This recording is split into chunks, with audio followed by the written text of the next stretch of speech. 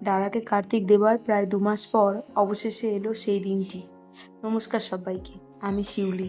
যে দিনটার কথা আজ বলবো সেটা ছিল কার্তিক মাসের শেষ দিন, অর্থাৎ কার্তিক পুজোর দিন।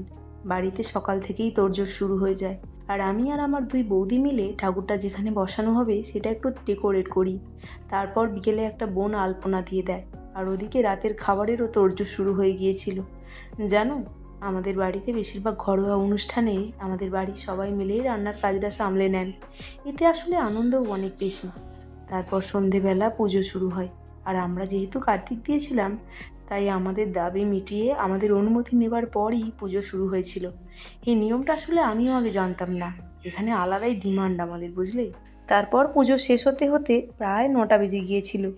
বাড়ির সবার সাথে আনন্দ করে খুব ভালো একটা দিন কাটিয়েছিলাম। আর এই দিনটাকে ঘিরে এই চ্যানেলে প্রথমবারের জন্য একটা লং ভিডিও আসবে।